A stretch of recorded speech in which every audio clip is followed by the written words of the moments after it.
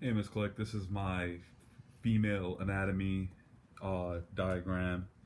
I didn't really label it, but I'll just go through it with you, pointing stuff out and giving you the facts as I go. So up top is right here is the uterus.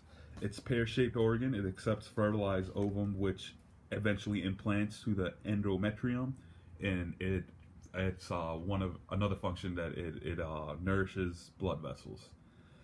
Then going from the the uterus is these two tubes right here. These tubes are your fallopian tubes, and your fallopian tubes will transport the egg from the ovary and to the uterus. And it's a crucial structure when it comes to having like reproducing or like successfully reproducing in that sense. And then connected to those tubes, you see these two little balls. They're actually the same thing. They're both considered ovaries, and they're two in every most women's anatomy. And the ovaries produce the eggs for fertilization, which the fallopian tubes transfer to them.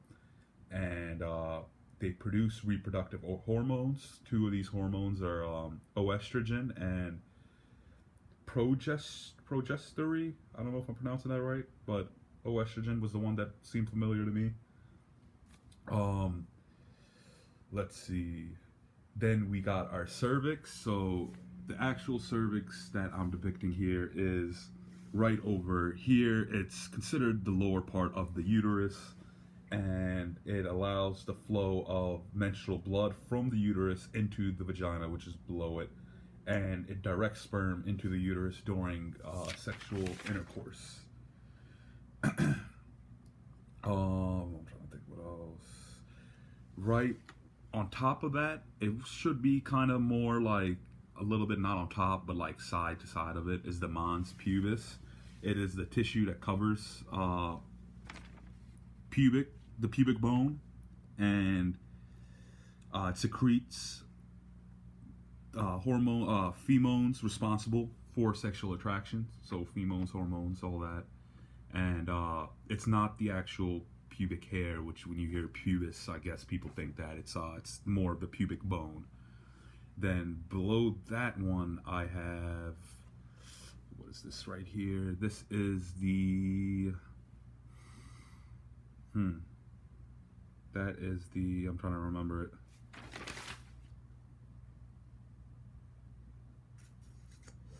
Oh, let me come back to that one. This is the hymn right here. I looked it up more than the book, and it says like it has a lot of functions that aren't like known. There's kind of a mystery, but it's still important for vaginal development, and it keeps germs and dirt out of the vagina too, which definitely is needed. What else on this one? Then you got the actual vagina, which is underneath all this other stuff. It's this right here, and it's responsible for having sexual intercourse and also giving childbirth. It's definitely its two main functions. Um, then we got the urethra opening, and that is right down here, and it's a muscular structure in the urethra that helps hold urine inside the body until it's ready to release. It sits in front of the vaginal opening, right in front of it. Then to the left here, I have the labia majora, which encloses and protects other external reproductive organs. It's large and fleshy, kind of like the scrotum, kind of along with the other one, which I'm about to talk about, which is right here, is the labia minora, which forms part of the vulva or external female genitals. Its function is to surround the clitoris, the urinary orifice, and the vaginal orifice. And then this right here is the clitoris. It is extremely sensitive from stimulation from physical touch, and it produces feelings of pleasure. And for a lot of women, it could lead them to orgasm. And I'm pretty sure that is it. I'm hoping it is.